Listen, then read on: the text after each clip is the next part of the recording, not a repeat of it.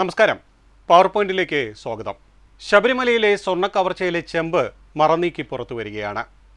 ഹൈക്കോടതിയുടെ നിരീക്ഷണങ്ങളെല്ലാം ഞെട്ടിക്കുന്നത് തന്നെയാണ്. എന്നാൽ ഇവിടെ അറിയേണ്ട പ്രധാനപ്പെട്ട പല കാര്യങ്ങളുമുണ്ട്. ഒന്ന്, ഈ ഉണ്ണികൃഷ്ണൻ പോറ്റിയെ പോറ്റി വളർത്തിയത് ആര് എന്നുള്ളത്. അതുപോലെ തന്നെ ഈ സ്വർണ്ണ കവർച്ചയ്ക്ക് പിന്നിലുള്ള കൊള്ളസംഘം ആരൊക്കെ എന്നുള്ളത്. ഒരുപാട് കാര്യങ്ങൾ അറിയാനുണ്ട്. എന്തായാലും സ്പെഷ്യൽ ഇൻവെസ്റ്റിഗേഷൻ ടീമിൻ്റെ അന്വേഷണം ഈ കാര്യങ്ങളെല്ലാം പുറത്തു കൊണ്ടുവരും എന്ന് തന്നെ നമുക്ക് പ്രതീക്ഷിക്കാം. പവർ പോയിന്റിലേക്ക് സ്വാഗതം.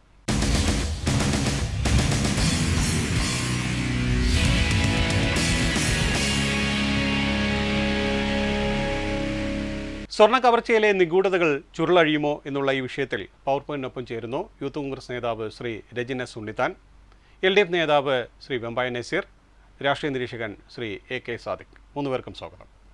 രജിൻ, പലതരം മോഷണങ്ങൾ നമ്മൾ കണ്ടിട്ടുണ്ട്. പലപ്പോഴും ഈ വീടുകളിൽ കയറി മോഷ്ടിക്കുന്നു, അല്ലെങ്കിൽ അമ്പലങ്ങളിൽ തന്നെ മോഷ്ടിക്കുന്ന സംഭവങ്ങൾ, ബാങ്കിൽ കയറി മോഷ്ടിക്കുന്നു, അങ്ങനെയൊക്കെ പലതും നമ്മൾ കണ്ടിട്ടുണ്ട്. പക്ഷേ അയ്യപ്പൻ്റെ സന്നിധിയിൽ നിന്ന് ഇത്ര വലിയ ഒരു കൊള്ള നടത്തിയിരിക്കുന്നു എന്നുള്ളത് വളരെ ആശ്ചര്യകരം തന്നെയാണ്. ഈ വാർത്ത പുറത്തു വന്ന ദിവസം മുതൽ നമ്മൾ ഞെട്ടുന്ന കാര്യങ്ങളാണ് ഓരോ നിമിഷത്തിലും ഇങ്ങനെ വന്നുകൊണ്ടിരിക്കുന്നത്. അപ്പോൾ ഇത് പരിശോധിക്കുമ്പോൾ എന്തായാലും ഇതിൻ്റെ ഒരു നിജസ്ഥിതി അറിയാൻ വേണ്ടിയുള്ള ഒരു ഓട്ടത്തിലാണ് നമ്മളെല്ലാവരും. നമ്മൾ ഓരോ നിമിഷം കാത്തിരിക്കുകയാണ് എന്താണ് സംഭവിച്ചിരിക്കുന്നതെന്ന് അറിയാൻ വേണ്ടി. എന്തായാലും ഭാഗ്യത്തിന്, അല്ലെങ്കിൽ അയ്യപ്പൻ്റെ കടാക്ഷം എന്ന് തന്നെ പറയാം, ഹൈക്കോടതി ഇതെല്ലാം നോക്കിക്കണ്ട് കൃത്യമായി കാര്യങ്ങൾ മുന്നോട്ട് കൊണ്ടുപോകുന്നുണ്ട്. അത് നമുക്ക് ഓരോ ദിവസങ്ങളിൽ വ്യക്തമാവുകയും ചെയ്യുന്നുണ്ട്. ഹൈക്കോടതി തന്നെ പറഞ്ഞിരിക്കുന്നത്, ഹൈക്കോടതിയുടെ നിരീക്ഷണത്തിൽ ഒരു പ്രത്യേക സംഘം അന്വേഷിക്കട്ടെ, ആ സംഘത്തെ തന്നെ ഹൈക്കോടതി നിയോഗിക്കുന്നു, അതിൻ്റെ അന്വേഷണം അടക്കമുള്ള കാര്യങ്ങളിലേക്ക് പോയിക്കൊണ്ടിരിക്കുന്നു. അപ്പോൾ ഈ ഒരു അന്വേഷണം കൃത്യമായ രീതിയിലൂടെ തന്നെ മുന്നോട്ട് പോകുമെന്ന് താങ്കൾ പ്രതീക്ഷിക്കുന്നുണ്ടോ? പ്രത്യേകിച്ച് ഹൈക്കോടതിയുടെ ഒരു നിരീക്ഷണമൊക്കെ ഉള്ളൊരു സാഹചര്യത്തിൽ, പ്രത്യേകിച്ച് ഇതുമായി ബന്ധപ്പെട്ട് ദേവസ്വം വിജിലൻസ് പുറത്തുവിട്ട റിപ്പോർട്ടുകളെല്ലാം പരിശോധിക്കുമ്പോൾ ഞെട്ടിക്കുന്ന കൊള്ളയാണ് നടന്നിരിക്കുന്നത്. അപ്പോൾ ഈ കൊള്ളയുടെ ഓരോ വിശദാംശവും നമുക്ക് അറിയേണ്ടതുണ്ട്. അതെല്ലാം പുറത്ത് വരുന്ന ദിവസങ്ങളിൽ വരും എന്ന് താങ്കൾ കരുതുന്നുണ്ടോ? ഇതിനകത്ത് കൊള്ള എന്ന് പറയുമ്പം ഒരു കള്ളനിലോ അല്ലെങ്കിൽ ഒരു കൊള്ളക്കാരിലേക്കോ നീണ്ടു നിൽക്കുന്ന ഒരു കൊള്ളയല്ല, മറിച്ച് ഒരു ഗവൺമെൻറ്റാണ് ഇവിടെ പ്രതിക്കൂട്ടിൽ നിൽക്കുന്നത്. ഗവൺമെൻറ്റും ഒരു ദേവസ്വം ബോർഡുമാണ് ഇവിടെ പ്രതിക്കൂട്ടിൽ നിൽക്കുന്നത്. ശബരിമല പോലെയുള്ള ഒരു ക്ഷേത്രം, അനേകായിരം വിശ്വാസികൾ വന്നു നിൽക്കുന്ന, അനേകായിരം അയ്യപ്പ ഭക്തരുള്ള, അന്യ സംസ്ഥാനങ്ങളിൽ നിന്നുമൊക്കെ ആളുകൾ എത്തുന്ന ഒരു ക്ഷേത്രം, ആ ക്ഷേത്രത്തിൽ ഇത്രയും വലിയ കൊള്ള നടക്കുക എന്ന് പറയുമ്പോൾ അത് തീവട്ടിക്കൊള്ളയാണ് അവിടെ നടന്നിരിക്കുന്നത്. കാരണം അവിടെ പരിപാലിക്കേണ്ടവർ, ക്ഷേത്രത്തെ നോക്കേണ്ടവർ, ക്ഷേത്രത്തിൻ്റെ കാര്യങ്ങൾ നോക്കേണ്ടവർ, അവർ കൊള്ള നടത്തി എന്നുള്ള വിവരങ്ങളാണ് ഇന്ന് പൊതുസമൂഹത്തിലേക്ക് വരുന്നത്. ഇങ്ങനെയൊരു സംവിധാനം ഈ ലോക ചരിത്രത്തിൽ കേട്ടിട്ടില്ല. ഇങ്ങനെ ഒരു കൊള്ളക്കാരും ചെയ്തിട്ടില്ല. കാരണം കൊള്ളക്കാരുടെ, കേരളത്തിലെ ഏറ്റവും വലിയ, ഇന്ത്യയിലെ ഏറ്റവും വലിയ കൊള്ളക്കാരുടെ തന്നെ ഒരു ലിസ്റ്റ് എടുത്ത് വെച്ച് കഴിഞ്ഞാൽ പോലും അവരൊരു മര്യാദ കാണിക്കുക, അവരുടെ ക്ഷേത്രങ്ങളിൽ പോലും കൊള്ള നടത്തുന്നില്ല. പക്ഷേ പരിപാലനമായ ശബരിമല പോലെ ഒരു ക്ഷേത്രത്തിൽ അത് ഭരിക്കുന്ന ഗവൺമെൻറ്റും അതുമായി ബന്ധപ്പെട്ട് നിൽക്കുന്ന ദേവസ്വം ബോർഡും നടത്തിയ കൊള്ള എത്രത്തോളം വിചിത്രമാണ്. ആ കൊള്ളയ്ക്ക് വേണ്ടി അവർ തിരഞ്ഞെടുത്തിരിക്കുന്ന സമയങ്ങൾ കണ്ടില്ലേ, എത്ര ആസൂത്രിതമായാണ് കൊള്ള നടത്തിയിരിക്കുന്നത്. 2018, 2019 വർഷങ്ങളിൽ സ്ത്രീ ആചാരലംഘനവുമായി ബന്ധപ്പെട്ട് ശബരിമല പോലെ ക്ഷേത്രത്തിൽ വളരെ വലിയ പ്രശ്നങ്ങൾ ഉണ്ടാവുകയാണ്. ആ പ്രശ്നങ്ങളിൽ ശബരിമല ക്ഷേത്രത്തിലേക്ക് കൂടുതൽ ഭക്തജനങ്ങൾ എത്തുന്നില്ല. അതുപോലെ തന്നെ 2018-ലും 2019-ലും പ്രളയം ഉണ്ടാവുകയാണ്. 18 പ്രളയം ഉണ്ടാകുന്നു, വീണ്ടും 19 പ്രളയം ഉണ്ടാകുന്നു. കാലാവസ്ഥയുടെ പ്രധാനപ്പെട്ട പ്രശ്നങ്ങൾ നിലനിൽക്കുകയാണ്. അപ്പോൾ ഭക്തജനങ്ങൾ കൂടുതലായി വരാത്തൊരു സമയം നോക്കി ആ സമയത്താണ് ഈ കൊള്ള നടത്തിയിരിക്കുന്നത്. അപ്പോൾ ആസൂത്രിതമായ കൊള്ളയാണ് നടത്തിയിരിക്കുന്നത്. അതൊരു ഉദ്യോഗസ്ഥനിൽ മാത്രം നിലനിൽക്കുന്ന കൊള്ളയല്ല, ഈ ഉദ്യോഗസ്ഥനിൽ നിൽക്കുന്ന ഒരു കൊള്ളയുമല്ല. കാരണം എന്ന് വെച്ച് കഴിഞ്ഞാൽ മുരാരി ബാബു എന്ന് പറയുന്ന ഒരു ഉദ്യോഗസ്ഥനിലേക്ക് ഈ പറയുന്ന വിജിലൻസും അല്ലെങ്കിൽ സർക്കാരും അവരെ സസ്പെൻഡ് ചെയ്തു എന്നൊക്കെ പറഞ്ഞ് ന്യായീകരിക്കുന്നുണ്ടെങ്കിൽ പോലും മുരാരി ബാബു മാത്രമാണോ ഈ കൊള്ളയ്ക്ക് പിന്നിൽ പ്രവർത്തിച്ചത്? അന്ന് ഈ പറയുന്ന ദ്വാരപാലക ശില്പങ്ങൾ, ശബരിമല പോലെ ക്ഷേത്രത്തിലെ ദ്വാരപാലക ശില്പങ്ങൾ എന്ന് പറയുമ്പോൾ ഏത് ക്ഷേത്രം എടുത്തു വെച്ച് നോക്കിയാലും ആ ക്ഷേത്രത്തിലെ പ്രധാനപ്പെട്ട ശില്പങ്ങളിൽ പെടുന്നതാണ് ദ്വാരപാലക ശില്പങ്ങൾ എന്ന് പറയുന്നത്.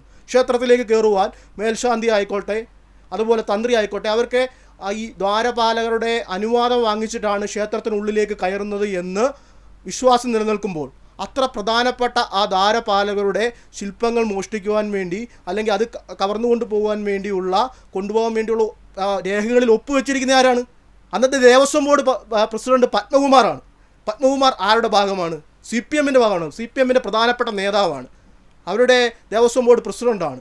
ആ പത്മകുമാറാണ് അന്ന് ഒപ്പുവെച്ചിരിക്കുന്നത്. വർഷങ്ങൾ കഴിയുമ്പോൾ 2025 വരുമ്പോൾ വീണ്ടും ആ രേഖകൾ ഒപ്പുവെക്കുന്ന ആരാണ്? ഇപ്പോഴത്തെ ദേവസ്വം ബോർഡ് പ്രസിഡന്റ് പ്രശാന്താണ്. അപ്പോൾ ഈ രണ്ട് ദേവസ്വം ബോർഡ് പ്രസിഡന്റുമാരും CPM-ഉമായുള്ള ബന്ധം, അന്നത്തെ മന്ത്രിതലത്തിലുള്ള ബന്ധം എല്ലാം ഈ പറയുന്ന പൊതുസമൂഹത്തിന് കറക്റ്റായിട്ടുള്ള ധാരണയുണ്ട്. അപ്പോൾ അത്രത്തോളം വലിയ കൊള്ളയിൽ ഈ സർക്കാരും ദേവസ്വം ബോർഡും പ്രതിക്കൂട്ടിൽ നിൽക്കുന്ന സാഹചര്യമാണ് ഇന്ന് ഇവിടെയുള്ളത്. ശ്രീ വെമ്പായ നസീർ, ഇവിടെ ഇപ്പോൾ കാര്യങ്ങൾ അത്ര നിസ്സാരമല്ല. പറയുമ്പോൾ ഇത് അന്വേഷണം നടക്കുന്നുണ്ട്, അന്വേഷണത്തിൻ്റെ റിപ്പോർട്ട് വരട്ടെ. ഒരുപക്ഷെ ഹൈക്കോടതി പറഞ്ഞതുപോലെ 6 ആഴ്ച വരെ നമുക്ക് കാത്തിരിക്കേണ്ടി വരും. കാരണം അത് ഹൈക്കോടതിയിലാണ് ആ റിപ്പോർട്ട് സമർപ്പിക്കപ്പെടുക. അതിന് തൊട്ട് പിന്നാലെ തന്നെ വിശദാംശങ്ങളെല്ലാം ലോകം അറിയുമെന്നുള്ള കാര്യത്തിൽ ഒരു സംശയവുമില്ല. പക്ഷേ ഇവിടെ എല്ലാം മറച്ചു വച്ചിരിക്കുന്നു. ആ മറച്ചു വച്ചതിന് സർക്കാരും ദേവസ്വം ബോർഡും കൂട്ടുനിന്നിരിക്കുന്നു എന്ന് ഹൈക്കോടതി തന്നെ അസന്നിഗ്ധമായി പറയുമ്പോൾ, എന്തിന് ദേവസ്വം വിജിലൻസ് തന്നെ അസന്നിഗ്ധമായി പറയുമ്പോൾ എന്ത് യോഗ്യതയാണ് ഈ സർക്കാരിന് ഇവിടെ തുടരാനുള്ളത്? അല്ലെങ്കിൽ ആ മന്ത്രിക്ക് ദേവസ്വം ബോർഡിന് ഇനിയും ഇങ്ങനെ കടിച്ചു പിടിച്ച് മുന്നോട്ട് പോകുന്നതിൽ എന്ത് അർത്ഥമാണുള്ളത്? നമ്മൾ ഇത് തെറ്റായ വ്യാഖ്യാനം കൊടുത്താണ് അത്തരത്തിലൊരു ചിന്ത നമുക്ക് വന്നിട്ടുള്ളത്. ഒരിക്കലും ഹൈക്കോടതി സർക്കാരിനെ കുറ്റപ്പെടുത്തിയിട്ടില്ല. കുറ്റപ്പെടുത്തുന്നത് രാഷ്ട്രീയ താല്പര്യം വെച്ച് UDF ആണ്. ഞാൻ ഒരു കാര്യത്തിൽ LDF-ൻ്റെ ഒരു ഭാഗം നിന്നുകൊണ്ട് മാത്രം പറയുന്നതല്ല, അത് പൊതുജനത്തിൻ്റെ ഭാഗമായി നിന്നുകൊണ്ട് ഞാൻ പറയുന്നു. സത്യത്തിൽ LDF സർക്കാരിനെ ഞാൻ മുക്തകണ്ഠം ഞാൻ പ്രശംസിക്കുകയാണ്.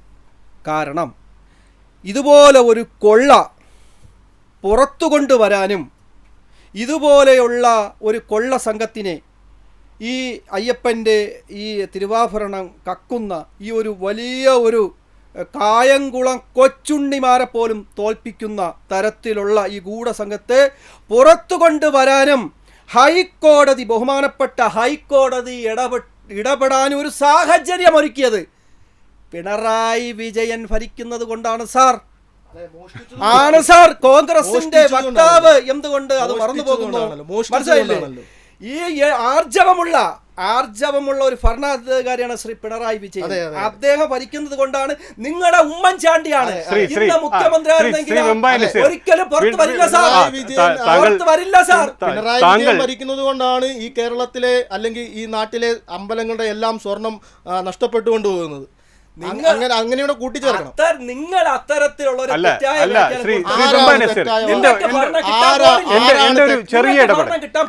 ഒരു ചെറിയ ഇടപെടൽ താങ്കൾ പറഞ്ഞു. ഇതിനെല്ലാം കാരണക്കാരനായി അല്ലെങ്കിൽ കാരണഭൂതനായത് അല്ലെങ്കിൽ ഇതെല്ലാം ഈ സ്വർണം ചെമ്പായതും ആ ചെമ്പ് എങ്ങനെ ആയി മാറി എന്നൊക്കെയുള്ള പുറത്തു വരാനുള്ള ഒരു പ്രധാനപ്പെട്ട കാരണക്കാരനായി മാറിയത് ഈ സർക്കാരും മുഖ്യമന്ത്രിയുമാണെന്നാണല്ലോ. പക്ഷേ അതെങ്ങനെയാണ് വന്നത് എന്നുള്ള കാര്യം അതിൻ്റെ യാഥാർത്ഥ്യം അങ്ങനെയാണോ?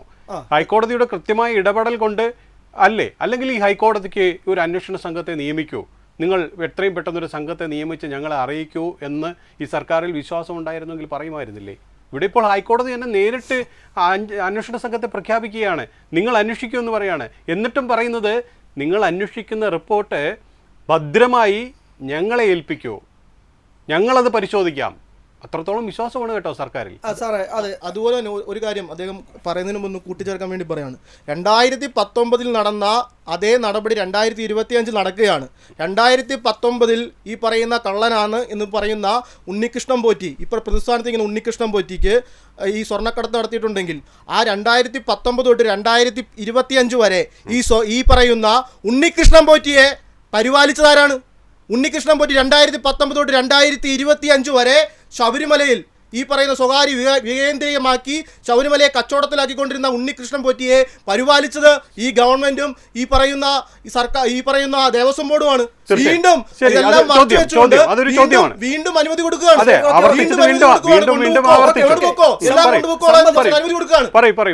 ഇപ്പൊ ഞാൻ ഉത്തരം പറയേണ്ടത് ബഹുമാനീയനായ ആങ്കർ അദ്ദേഹം ചോദിച്ച ചോദ്യത്തിനാണോ?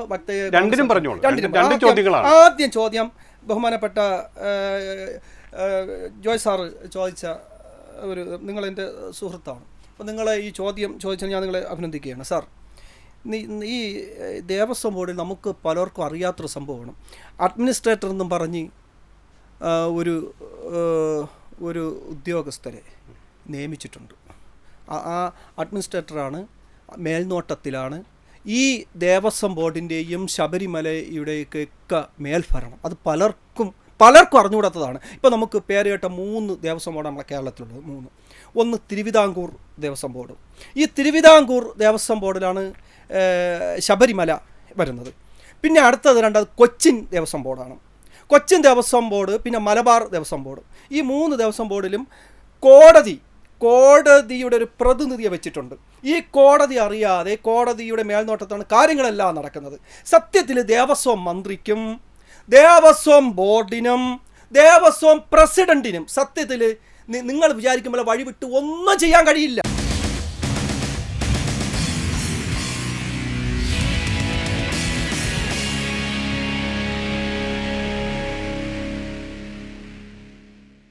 ശ്രീ സാദിഖ്, ഇവിടെ ഇപ്പോൾ വളരെ നാളുകൾക്ക് ശേഷം മുഖ്യമന്ത്രി ഇക്കാര്യത്തിലൊന്ന് പ്രതികരിക്കുന്നത് കണ്ടു. അതുമായി ബന്ധപ്പെട്ട പ്രതികരണങ്ങൾ മാധ്യമങ്ങൾ ചോദിക്കുമ്പോഴും അദ്ദേഹം പറഞ്ഞിരിക്കുന്നത് അയ്യപ്പ സംഗമം തകർക്കാനുള്ളൊരു ഗൂഢാലോചനയുടെ ഭാഗമാണ് ഇപ്പോൾ ഈ നടന്നിരിക്കുന്നത് എന്നുള്ളതാണ്. അല്ലാതെ ഇത് നടന്ന ഈ ചമ്പായതിനെക്കുറിച്ചോ അവിടെ നടന്ന കൊള്ളസംഘം ഇതെല്ലാം ചെയ്തതിനെക്കുറിച്ചോ ഉള്ള ചോദ്യങ്ങൾക്ക് മറുപടി പറയുന്നത് ഞങ്ങൾ നടത്തിയ അയ്യപ്പ സംഗമം അത് പൊളിക്കാനുള്ളൊരു ഗൂഢാലോചനയാണ് ഇതിൻ്റെ പിന്നിലെന്നുള്ളതാണ്. ദേവസ്വം ബോർഡിനൊന്നും ഒരു പങ്കുമില്ല എന്നാണ് പറയുന്നത്. ശ്രീ ജോയ്, ശബരിമല സർവധർമ്മ സമഭാവനയുടെയും മതസാഹോദര്യത്തിൻ്റെയും പ്രതീകമാണ്. ആ ശബരിമലയെയും അയ്യപ്പനെയും ലോകത്തിന് പരിചയപ്പെടുത്തി ലോകത്ത് ആത്മീയ ടൂറിസം വളർത്താൻ വേണ്ടിയാണ് ആഗോള സംഘം അയ്യപ്പ സംഗമം 8 കോടി രൂപ ചെലവാക്കി നടപ്പിലാക്കിയത്. സെപ്റ്റംബർ 20 ആ പരിപാടിയിൽ ആഗോളം പോയിട്ട് കേരളത്തിലുള്ള 3500 പേരെ പോലും തികച്ചും ആകർഷിക്കാൻ കഴിഞ്ഞില്ല എന്നുള്ളത് പകൽ പോലെ സത്യമാണ്. പക്ഷേ 1 രൂപ പോലും ചിലവാക്കാതെ ഇപ്പോൾ അയ്യപ്പനും ശബരിമലയും ലോക ടെലിവിഷനുകളിലും സോഷ്യൽ മീഡിയയിലും നിറഞ്ഞു നിൽക്കുകയാണ്. 1 പൈസ ചിലവില്ലാതെ ശബരിമല ഇപ്പോൾ ലോക ശ്രദ്ധയിൽ വന്നു. അത് അയ്യപ്പനായിട്ട് തന്നെ ഒരു പക്ഷേ കൊണ്ടുവന്നതായിരിക്കും. ഇവിടെ നോക്കൂ, 98 സെപ്റ്റംബർ 4 വിജയ് മല്യയുടെ UB company unified beverages 30 kilo സ്വർണവും 1900 കിലോ ചെമ്പും കൊണ്ട് ആ സന്നിധാനവും ശ്രീകോവിലും അതിൻ്റെ ദ്വാരപാലക ശില്പങ്ങളും പീഠവും എല്ലാം ഗോൾഡ് ക്ലാഡിങ്ങാണ്, ലേയറാണ്, പൂശിയതല്ല. അത് ചെയ്തു കൊടുത്തു. 21 വർഷം ഒരു വിവാദവുമില്ല, അങ്ങനെ ഒരു സംഭവവും ഇല്ല, ഒന്നുമില്ല. 21 വർഷം കഴിഞ്ഞ് 2019 ഇവിടെ ഉണ്ണികൃഷ്ണൻ പോറ്റി എന്ന ഒരു പുതിയ അവതാരം വരുന്നത്. ഈ ഗവൺമെൻറ്റിൻ്റെ ഈ മുഖ്യമന്ത്രിയുടെയും കാലത്ത് ഒരവതാരവും ഉണ്ടായിരിക്കില്ല, അവർക്കൊന്നും സ്ഥാനമുണ്ടാകില്ല എന്ന് പറഞ്ഞുവെങ്കിലും ഫലത്തിൽ ഇന്ന് വരെ ഉണ്ടാകാത്ത അത്രയും സ്ത്രീ പുരുഷ അവതാരങ്ങൾ വന്നതിൽ ഏറ്റവും അവസാനത്തെ അവതാരമാണ് ഈ ഉണ്ണികൃഷ്ണൻ പോറ്റി. ഉണ്ണികൃഷ്ണൻ പോറ്റിയും ആ ശബരിമലയുമായിട്ട് എന്താണ് ബന്ധമെന്ന് ചോദിച്ചാൽ പഴയ ഒരു മേൽശാന്തിയുടെ സഹായി എന്നുള്ളത് മാത്രമേ ഉള്ളൂ. അദ്ദേഹത്തിന് എല്ലാ നിയമങ്ങളും ലംഘിച്ചുകൊണ്ട്, അതായത് സന്നിധാനത്തിന് പുറത്ത് ഒരു വിഗ്രഹവും സ്വർണവും ഒന്നും കൊണ്ടുപോകാൻ പാടില്ല. വിജയമല്യയുടെ നേതൃത്വത്തിൽ 53 തമിഴ്നാട്ടിലെ ശില്പികൾ 3.5 മാസം കൊണ്ടാണ് സന്നിധാനത്ത് വെച്ച് ഇത് ഇത്രയും ഗോൾഡ് പ്ലേറ്റ് ചെയ്ത്. അപ്പോൾ അവിടെ വെച്ച് അത് ചെയ്യാമെന്നുള്ളതിൻ്റെ തെളിവാണ്. പിന്നെന്തിനാണ് 2019 ഉണ്ണികൃഷ്ണൻ പോറ്റിക്ക് കോടതി വിധിയും ദേവസ്വം മാനുവലിലും പറയുന്നുണ്ട് ദേവസ്വവുമായി ബന്ധപ്പെട്ട ഒന്നും പുറത്തു കൊണ്ടുപോകരുത്. അപ്പോൾ അവിടെ ഒരു ജില്ലാ ജഡ്ജിയുടെ മേൽനോട്ടമുണ്ട്. ആ ജില്ലാ ജഡ്ജി അറിയാതെ അതിന് മുകളിൽ അല്ലെങ്കിൽ അതോടൊപ്പമുള്ള ആരും അറിയാതെ ഈ ശില്പം നേരെ കൊണ്ടുപോകുന്നത് ചെന്നൈയിലാണ്. ചെന്നൈയിലെ ആ സ്മാർട്ട് ക്രിയേഷൻസിൽ ഇത് കൊണ്ടുചെല്ലുമ്പോൾ അവിടെ അവർ പറയുന്നു ആദ്യം കൊണ്ടുവന്നപ്പോൾ അത് സ്വർണം പ്ലേറ്റ് ചെയ്തതായിരുന്നു, പക്ഷേ ഞങ്ങൾക്ക് അത് ഉരുക്കി മാറ്റി വീണ്ടും ചെയ്യാൻ ഞങ്ങൾക്ക് സാങ്കേതിക സംവിധാനം ഇല്ലാത്തത് കൊണ്ട് പോറ്റിയുടെ കയ്യിൽ തന്നെ അത് കൊടുത്തു വിട്ടു. അങ്ങനെ പോറ്റി അത് കൊണ്ടുപോവുകയാണ്. പിന്നെ പോറ്റി കൊണ്ടുവരുന്നത് ചെമ്പിൻ്റെ ശില്പങ്ങളാണ്. അതായത് ഈ ശബരിമലയിൽ നിന്നും കൊണ്ടുപോയ മഹസറെഴുതി കൊണ്ടുപോയ ശില്പങ്ങൾ 39 ദിവസം കഴിഞ്ഞിട്ടാണ് ചെന്നൈയിൽ എത്തുന്നത്. ഈ 39 ദിവസത്തിനകം സംഭവിച്ചത് എന്തായിരിക്കാം എന്ന് വെച്ചാൽ വേറെ ഒരു ചെമ്പിൻ്റെ ഒരു മോൾഡ് ഉണ്ടാക്കി. അതുണ്ടാക്കിയപ്പോഴാണ് ഈ വെയിറ്റ് ഒന്നും കൃത്യം കള്ളത്തരം കാണിച്ചാൽ കള്ളത്തരമൊന്നും കാണിക്കാനൊക്കില്ല, വെയിറ്റ് വ്യത്യാസമൊക്കെ വരും. ആ പ്ലേറ്റ് ചെമ്പ് പ്ലേറ്റാണ് അവിടെ കൊണ്ടുവന്നത്. രണ്ടാമത് ഉണ്ണികൃഷ്ണൻ പോറ്റി വീണ്ടും ഇത് അവിടെ കൊണ്ടു ചെല്ലുമ്പോൾ സ്വർണവും കൊണ്ടു ചെന്ന് കാണും. അപ്പോൾ ഇത് ഉരുക്കി എന്നുള്ളതിന് യാതൊരു സംശയമില്ല. ഇന്നിപ്പം വിജിലൻസ് ഹൈക്കോടതിയിൽ കൊടുത്ത റിപ്പോർട്ട് അനുസരിച്ച് 474.9 ഗ്രാം ഏതാണ്ട് 59.4 സ്വർണം നഷ്ടപ്പെട്ടിരിക്കുകയാണ്. അപ്പോൾ ഒന്ന് ആലോചിച്ച് നോക്കൂ, എങ്ങനെയാണ് ഇത് ഈ സന്നിധാനത്തിന് പുറത്ത് പോയത്? സന്നിധാനത്തിന് പുറത്ത് പോയതിൽ കേവലം ഒരു അഡ്മിനിസ്ട്രേറ്റീവ് ഓഫീസറുടെ മാത്രം ഇതിൽ പറ്റില്ല. ദേവസ്വം ബോർഡിൻ്റെ അനുവാദമില്ലാതെ അത് പുറത്ത് കൊണ്ടുപോകാനൊക്കില്ല. ദേവസ്വം കമ്മീഷണറുടെ അനുവാദമില്ലാതെ കൊണ്ടുപോകാനൊക്കില്ല. അപ്പോൾ നമ്മൾ പറഞ്ഞു കേട്ടത് ദേവസ്വം കമ്മീഷണർ എന്ന് പറയുന്ന വ്യക്തി ഇത് കൊണ്ടുപോകുന്ന ദിവസം തന്ത്രപൂർവം മാറി നിന്നു. അതായത് ഉണ്ണികൃഷ്ണൻ പോറ്റിയോട് ദേവസ്വം ചോദിക്കുകയാണ്, ഇത് നിങ്ങൾക്ക് ചെയ്ത് തരാമോ? 23-ാം തീയതി കത്ത് വരുന്നു, 25-ാം തീയതി മറുപടി വരുന്നു, കൊണ്ടുപോകുന്നു. ഇതെല്ലാം തിരക്കഥ നേരത്തെ തയ്യാറാക്കി വെച്ചിട്ട് ബോധപൂർവം വളരെ തന്ത്രപരമായി ഇതിനെ സ്വർണത്തിനെ അടിച്ചു മാറ്റാനുള്ള ഒരു തന്ത്രമായിരുന്നു. ഇവിടെ മറ്റൊരു വലിയ പ്രധാനപ്പെട്ട വിഷയം, ഇദ്ദേഹം സ്പോൺസർ ചെയ്തിരിക്കുക. അതായത് വിജയമല്യയുടെ സ്വർണം ഉരുക്കി മാറ്റി അത് ഉണ്ണികൃഷ്ണൻ പോറ്റിയുടെ വകയാക്കി കൊണ്ടുവരുമ്പോൾ ഉണ്ണികൃഷ്ണൻ പോറ്റി വിജയമല്യയെ പോലെ ഒരു വലിയ അവിടെയാണ് ശ്രീ വെമ്പായ നസീർ ഒരു ചോദ്യം ചോദിച്ചത്. ഇതൊക്കെ എങ്ങനെ ഇവിടുത്തെ ദേവസ്വം ബോർഡ് പ്രസിഡന്റോ അല്ലെങ്കിൽ ദേവസ്വം മന്ത്രിയൊക്കെ അറിയാം? അവർ ദൈനംദിന കാര്യം ഇവിടുത്തെ ഓഫീസർമാരല്ലേ ഇതെല്ലാം ചെയ്യുന്നത്. അപ്പോൾ ഉദ്യോഗസ്ഥരെ മേളിൽ ചുമലിൽ ഇതെല്ലാം വെച്ച് രക്ഷപ്പെടാനുള്ള ഒരു ശ്രമം അല്ല. അത് അങ്ങനെയാണെങ്കിൽ ഇത് കേരളത്തിൽ ഒരു പ്രത്യേക ഭരണത്തിൽ മാത്രമല്ലല്ലോ. നമ്മുടെ പാലാരിവട്ടം പാലത്തിൻ്റെ ഉത്തരവാദി ആരായിരുന്നു? എഞ്ചിനീയർമാരല്ലേ? പിടിച്ചകത്തിട്ടത് ആരെയാ? മന്ത്രിയല്ലേ? KP വിശ്വനാഥൻ എന്ന് പറയുന്ന ഒരു വനം മന്ത്രിയുടെ കാലത്ത് എന്തോ ഒരു പരാമർശം വന്നപ്പോൾ രാജിവെച്ചതാരാ? KP വിശ്വനാഥനല്ലേ? ഞങ്ങൾ ഭരിക്കുമ്പോൾ അതിൻ്റെ എല്ലാ ഉത്തരവാദിത്വ ഉദ്യോഗസ്ഥർക്കും എന്താണ് ഇത് നടന്ന കാര്യം തന്നെ, നടന്ന കാര്യമാണ്. അവിടെ ഉദ്യോഗസ്ഥർക്ക് മാത്രമൊന്നുമല്ല,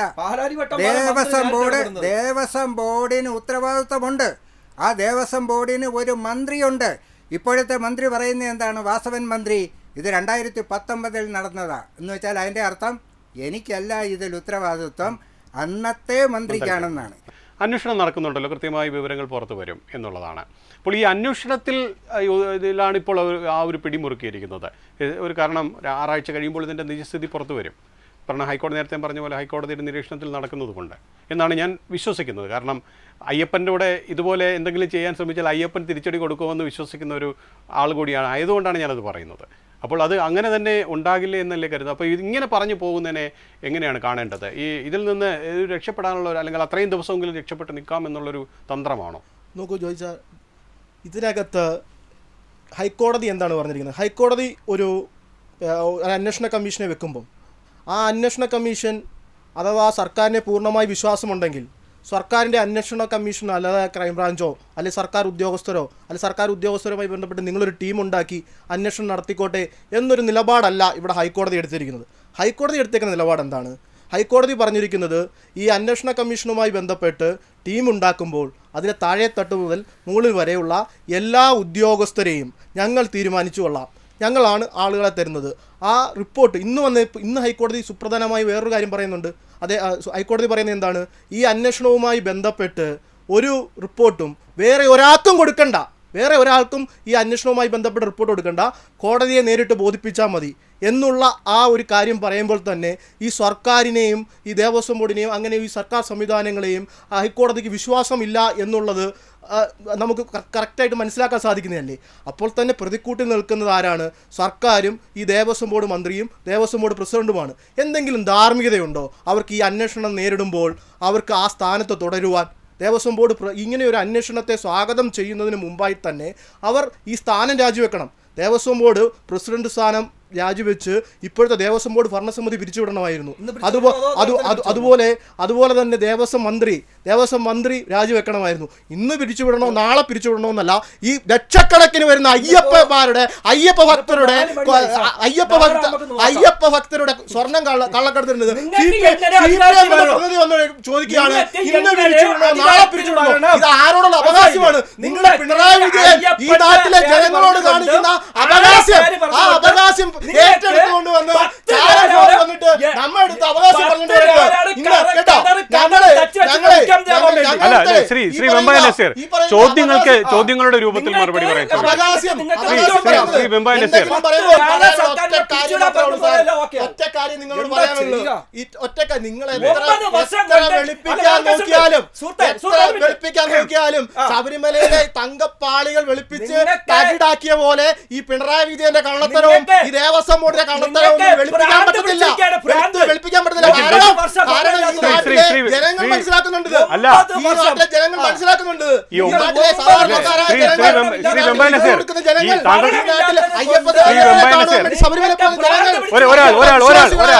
മനസ്സിലാക്കുന്നുണ്ട്. നിങ്ങൾക്ക് ഈ പറയുന്ന രീതിയിൽ കാര്യങ്ങൾ വളച്ചൊടിച്ച് എത്ര ഈ പൊതുസമൂഹത്തെ ബോധ്യപ്പെടുത്തുവാനും എത്ര മെഴുകുവാനും എത്ര തുടച്ചു നീക്കുവാനും നോക്കുകയാണെങ്കിൽ പോലും അതൊന്നും മാറത്തില്ല. എത്ര വലിയ കൊള്ളയാണ് നടന്നത്. ലോകം കണ്ടിട്ടുണ്ടോ? ഇങ്ങനെ വലിയ കൊള്ള ലോകം കണ്ടിട്ടുള്ളൂ. എത്ര ക്ഷേത്രങ്ങളാണ് ശബരിമല അല്ല ഒരു മിനിറ്റ് ശ്രീ രജൻ ഞാൻ ശ്രീ വെമ്പായ നസീർ ഇപ്പോൾ ഈ പറഞ്ഞതുപോലെ ഇപ്പോൾ ശബരിമലയിലെ വിഷയങ്ങൾ മാത്രമല്ല പുറത്തു വരുന്നത്. ഗുരുവായൂർ ദേവസ്വത്തിലായാലും മലബാർ ദേവസ്വത്തിലായാലും കൊച്ചിൻ ദേവസ്വത്തിലും ആയാലും ഒക്കെ ഈ കൊള്ള നടന്നിരിക്കുകയാണ്. അപ്പോൾ അതിന് ഈ കൊള്ള നടത്തിയവരെ കൃത്യസമയത്ത് പിടികൂടിയിരുന്നുവെങ്കിൽ ഇതൊന്നും സംഭവിക്കില്ലായിരുന്നു. അല്ലാതെ ഇത് ഭരണം കിട്ടാനുള്ള തന്ത്രമാണെന്നൊക്കെ പറഞ്ഞ് തൊടുന്യായം പറഞ്ഞാൽ അതൊന്നും ജനം വിശ്വസിക്കില്ല. ഇവിടെ ഒരു പോലീസ് സംവിധാനമുണ്ട്, അറിയാലോ. അത് മുഖം നോക്കാതെ കുറ്റക്കാരെ നിയമത്തിൽ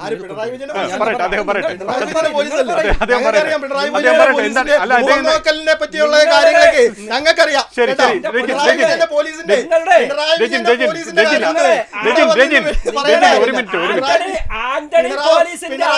പിണറായി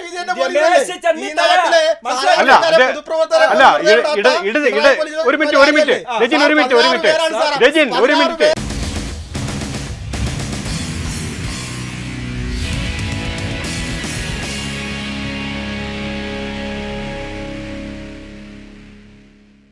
ഇപ്പോൾ ഈ അന്വേഷണവും കാര്യങ്ങളൊക്കെ നടക്കുകയാണല്ലോ. ഇതിനകത്ത് സ്വർണം ഇവിടെ നിന്ന് പോയെന്നും മറ്റുള്ളവർ അത് വിറ്റ് നല്ലതുപോലെ കാശുണ്ടാക്കിയെന്നും പിന്നെ ഏതോ ഒരു കോടീശ്വരൻ്റെ കയ്യിലാണ് ഇതൊക്കെ പോയിരിക്കുന്നു എന്നൊക്കെ ഉള്ളൊരു സംശയം അല്ലെങ്കിൽ അത്തരം കാര്യങ്ങളാണ് ഇപ്പോൾ വരാൻ പോകുന്നത്. അപ്പോൾ ഇതിൻ്റെ എല്ലാം കൃത്യമായ ഒരു നിജസ്ഥിതി ഈ അന്വേഷണത്തിലൂടെ പുറത്തു വരുമെന്നും വരേണ്ടതല്ലേ എന്നുമുള്ളതാണ് ചോദ്യം. തീർച്ചയായിട്ടും കോടതിയുടെ ഉദ്ദേശവും അത് തന്നെയാണ്.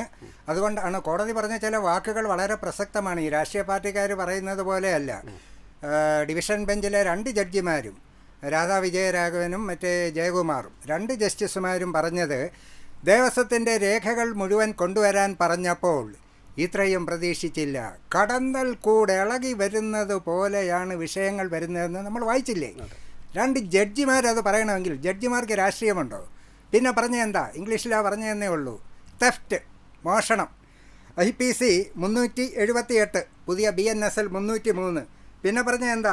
Misappropriation IPC 403, BNS 314, criminal breach of trust, വിശ്വാസ ലംഘനം അല്ലെങ്കിൽ വിശ്വാസവഞ്ചന IPC 405. എല്ലാം ജയിലിൽ പോകേണ്ടുന്ന വകുപ്പുകളാണ്. അപ്പോൾ തീർച്ചയായിട്ടും ഈ കോടതി തന്നെ SITക്ക് 5 ഉദ്യോഗസ്ഥരെ, ഒരു ജഡ്ജിയെ, അത് കഴിഞ്ഞിട്ട് ഒരു IPSകാരനെ, അത് കഴിഞ്ഞിട്ട് ക്രൈംബ്രാഞ്ചിൻ്റെ 2 DYSPമാർ, ഇന്നിപ്പോൾ ആ 2 ക്രൈംബ്രാഞ്ചിൻ്റെ DYSPമാരെ കൂടി അതിൽ ഉൾപ്പെടുത്താൻ പറഞ്ഞിരിക്കുക. പക്ഷേ സ്വാഭാവികമായും ഒരു ഗവൺമെൻറ്റിൻ്റെ കീഴിൽ ഉള്ള പോലീസ് ഉദ്യോഗസ്ഥർ അന്വേഷിക്കുമ്പോൾ, അതിപ്പോൾ ഏത് ഗവൺമെൻറ്റിൻ്റെ പീരീഡിലാണെങ്കിലും ഉദ്യോഗസ്ഥർക്കൊക്കെ കുറച്ച് ചായ്വൊക്കെ അങ്ങോട്ട് വന്ന് ചെറിയ തോതിൽ രക്ഷപ്പെടുത്താനൊക്കെ ശ്രമിക്കും. ആ സാഹചര്യത്തിലാണ് CBI എൻക്വയറി വേണം എന്ന് പറഞ്ഞുകൊണ്ട് കൊല്ലത്ത് ഒരു മിസ്റ്റർ രാജേന്ദ്രൻ കോടതിയെ സമീപിച്ചിട്ടുണ്ട്. അത് ഇന്നെടുത്തു.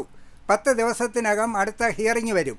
അപ്പോൾ ഈ കോടതി മിക്കവാറും ആ CBI എൻക്വയറിയെക്കുറിച്ച് ഏറ്റെടുക്കാമോ എന്ന് CBIയോട് ചോദിച്ചിരിക്കുകയാണ് ഇന്ന് കോടതി. ഒരു CBI എൻക്വയറി വരുന്നെങ്കിലാണ് തീർച്ചയായിട്ടും ഇതിൻ്റെ കൃത്യമായ കാര്യങ്ങൾ പുറത്തു വരാൻ സാധ്യതയുള്ളൂ.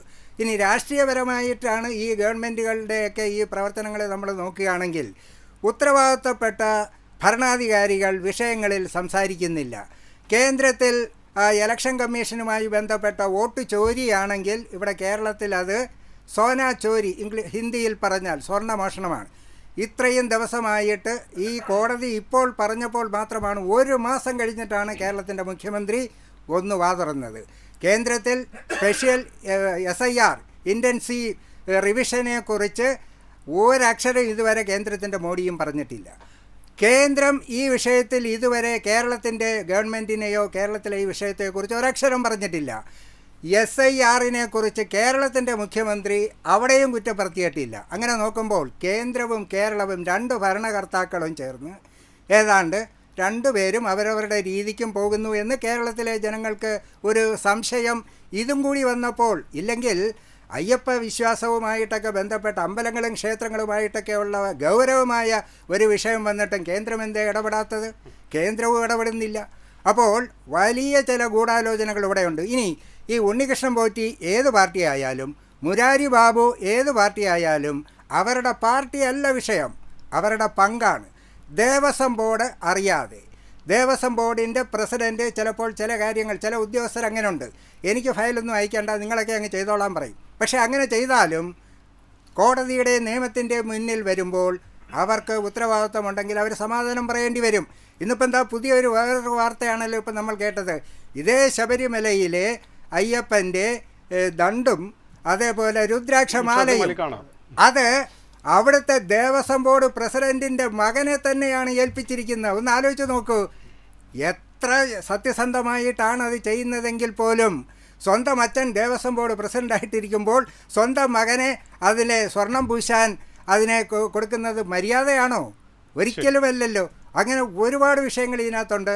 അതുകൊണ്ട് ഒരു CBI അന്വേഷണം ഇവിടെ നടക്കണം. ഈ ചെമ്പ് ആയത് ഇതെല്ലാം തെളിയും എന്ന് കൃത്യമായി വിശ്വസിക്കാൻ കഴിയുന്നു. ചെമ്പ് ആയത് എന്തെല്ലാം അങ്ങനെയാണ് വിശ്വസിക്കാൻ സാധിക്കുമോ എന്ന് ചോദിച്ചു കഴിഞ്ഞാൽ, ഈ പറയുന്ന അന്വേഷണ കോടതിയെ നമുക്ക് വിശ്വാസമാണ്. കോടതിയെ, ബഹുമാനപ്പെട്ട ഹൈക്കോടതിയെ എല്ലാ രീതിയിലും വിശ്വാസത്തിലെടുക്കുകയാണ്. പക്ഷേ ഇത് ഈ പറയുന്ന അന്വേഷണ കമ്മീഷനിൽ മാത്രം നിൽക്കുമോ? നമ്മുടെ ആവശ്യമെന്ന് പറയുന്നത് ഈ CBI അന്വേഷണം, കോടതിയുടെ മേൽനോട്ടത്തിൽ തന്നെ CBI അന്വേഷണം വേണം എന്നുള്ളതാണ്. കാരണം ഇതുമായി ബന്ധപ്പെട്ട് ഈ ദ്വാരപാലക വിഗ്രഹവും ശില്പം ഉൾപ്പെടെയുള്ള ഈ പറയുന്ന പാളികളെല്ലാം തമിഴ്നാട്ടിലേക്ക് പോയിട്ടുണ്ട്, വേറെ അന്യ സംസ്ഥാനങ്ങളിലേക്ക് പോയിട്ടുണ്ട്. ഇനിയും വരുമ്പോൾ ഇത് വേറെ രാജ്യങ്ങളിലേക്ക് പോയിട്ടുണ്ടോ എന്ന് പോലും നമുക്കറിയില്ല.